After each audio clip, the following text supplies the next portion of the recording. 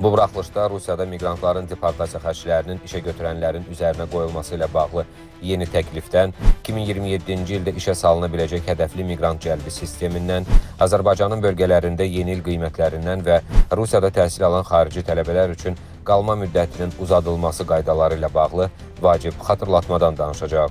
Ən aktual xəbərlər elə indi. Hər vaxtınız xeyir. Bu buraxılışda da ən vacib və gündəmdə olan xəbərləri diqqətinizə çatdıracağım. Sərhəd rejimi, miqrasiya məsələləri, yeni aviareyslər, iqtisadi və hüquqi yeniliklər haqqında ən operativ məlumatları vaxtında almaq istəyirsinizsə, həm mənim bu YouTube kanalıma, həm də Zayem Novosti Azərbaycan Telegram kanalıma abunə ola bilərsiniz. Burada məlumatlar daha dolğun, daha operativ və rəsmi mənbələrə əsaslanır. Kanalların linki videonun aşağısında, yəni açıqlama hissəsində və ilk şərhdə yerləşdirilib. İndi isə xəbərlər.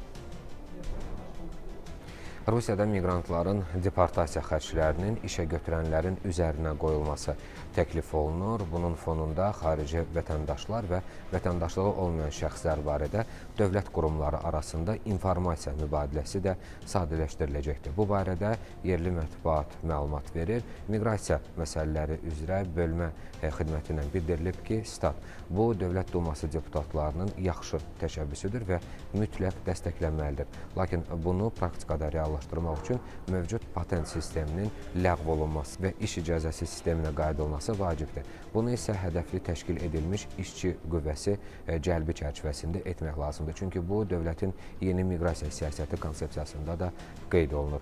Miqrasiya qanunvericiliyini pozan miqrant da, buna şərait yaradan şəxs də ən sərt şəkildə məsuliyyət daşımalıdır.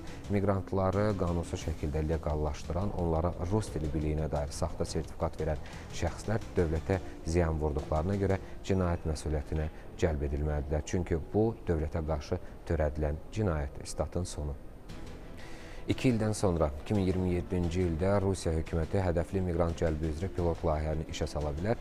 Kommersantın yazdığına görə xarici işçilər öz ölkələrində bütün zəruri yoxlamalardan keçdikdən sonra Rusiyaya birbaşa müəyyən edilmiş işə götürənlərə gələcəklər. Beləliklə, Rusiyaya gəldikdən sonra ayrıca icazə sənədləri axtarmağa ehtiyac qalmayacaqdır. Layihənin həyata keçirilməsi üçün zəruri hazırlıq işləri 2026-cı ildə başa çatdırılmalıdır. Mütəxəssislər bildirirlər ki, bu sistem iri müəssisələr üçün effektiv olsa da kiçik və orta biznes üçün çətinliklər yarada bilər. Belə ki, müəssisələr əmək bazarı üzrə dövlət proqnozlarına həddindən artıq bağlı vəziyyətə düşə bilər və bu, onların fəaliyyətində çevikliyi azalda bilər. Hədəfli işçi qüvvəsi cəlbi sistemi reyestr prinsipi ilə işləyəcək. Xarici vətəndaşlar əvvəlcə öz ölkələrində yoxlanılacaqlar, daha sonra isə birbaşa konkret işə götürənlərə göndəriləcəkdir. Bu sistem üzrə hədəf göstəricilər hələ açıqlanmayıb, lakin məsul qurumların bəyanatlarına əsasən işçi miqrasiyasının əhəmiyyətli hissəsinin bu modelə keçirilməsi mümkün sayıla bilər. Artıq 2025-ci ilin son ayını yaşayırıq və dekabr ayı başlayıb və yeni ilə sayılı günlər qalıb. Bayramı Azərbaycanın bölgələrindəki otellərdə və istirahət məkanlarında qarşılayacaq şəxslər artıq məşhur kurort bölgələrindəki qiymətlərlə tanış ola bilərlər. Beləliklə, bu il 2 nəfər üçün 2 gecə 3 günlük yeni il paketi bölgələrə görə belə dəyişir. Lənkəranda yeni ili qarşılamaq üçün sizə 1500 manat lazım olacaqdır. Nabranda qiymətlər 1100 manatdan, Şamaxıda 1900 manatdan, İsmayılıda 1800 manatdan başlayır. Təzə ili qarşılamaq üçün Qubadakı istirahət məkanlarında qiymətlər 1600 manatdan, Şəkidə 1600 manatdan, Xankəndi və Şuşada isə qiymətlər 950 manatdan başlayır. Əksər paketlərə səhər, nahar və şam yeməyi, pulsuz alkoqollu və alkoqolsuz içkilər, bayram şou proqramı, həmçinin əlavə əyləncələr və xidmətlər də daxildir. Ümumiyyətlə isə qeyd edək ki, Azərbaycanın bölgələrində yeni il üçün müxtəlif seçimlər təklif olunur. Sahil bölgələrindən tutmuş, tarixi və mədəni mərkəzlərə qədər qiymətlər artıq müəyyənləşdiyinə görə bayram planlamasını da artıq başlamaq olar.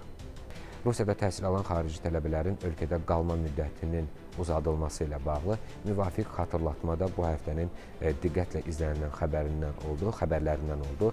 Belə ki, Rusiya Daxili İşlər Nazirliyi təhsil müəssisələrinin miqrasiya qanunvericiliyinə əməl olunması ilə bağlı xatırlatma edibdir və qeyd olunur ki, xarici vətəndaşın təhsil müqaviləsi əsasında ölkədə qalma müddətinin uzadılması birbaşa təhsil müəssisəsinin vəzifəsidir.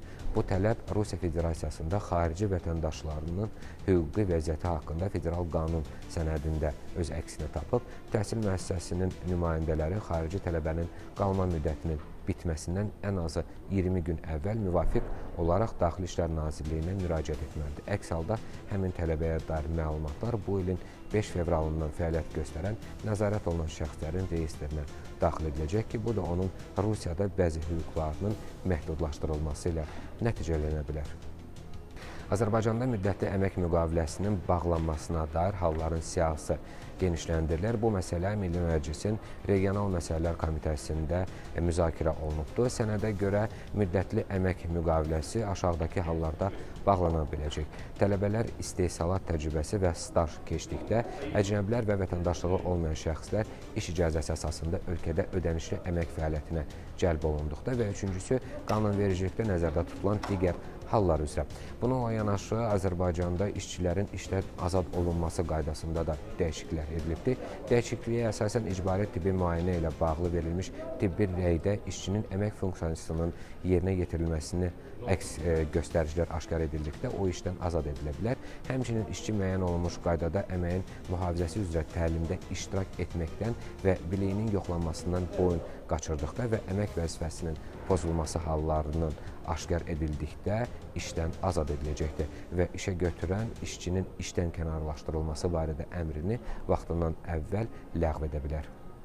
Rusiyada bir il ərzində 43 mindən çox şəxsə giriş qadağası tətbiq edilibdir. Belə ki, Moskva hava limanları və Orenburq vilayətindəki Maştakova avtomobil keçid məntəqəsində xarici vətəndaşlardan biometrik məlumatların toplanması üzrə birlik eksperimenti çərçivəsində 43 mindən çox şəxsə Rusiya ərazisinə girişin qadağan olunduğu müəyyən edilibdir. Bu barədə Rusiya Daxili İşlər Nazirliyi məlumat yayıbdır. Nazirlikdən bildirilib ki, bir il ərzində Moskva beynəlxalq hava limanları və Maştakova məntəqəsi vasitəsilə 7,5 milyon xarici vətəndaş keçibdir. Onların arasında müxtəlif səbəblərə görə Rusiyaya girişi qadağan olunan 43 mindən çox şəxs aşkar edilibdir. Eksperiment Daxili İşlər Nazirliyinin təşəbbüsü ilə həyata keçirilir və ölkənin miqrasiya təhlükəsizliyinin artırılmasına yönəlibdir. Statın sonu. Məlumatda həmçinin qeyd olunur ki, xarici vətəndaşların ölkəyə girişi, qalması və çıxışı üzərində nəzarət bundan sonra da daha da gücləndiriləcəkdir. Qeyd edək ki, 2024-cü ilin 1 dekabr tarixindən etibarən bu keçid məntəqələrindən istifadə edən bütün xarici vətəndaşların fotoşəkilləri və barmaq izləri Daxili İşlər Nazirliyinin informasiya bazalarına daxil edilir. Və salam, bu buraxılışımızın da sonuna gəldik. Ən vacib və operativ xəbərləri ilk siz almaq istəyirsinizsə, Zayım Novosti Azərbaycanı Telegram kanalına qoşulun və bu YouTube kanalına da abunə olmağı unutmayın. Linklər videonun altında və ilk şərhdə yerləşdirilir. Növbəti buraxılışda görüşənədək sağ olun, salamat qalın.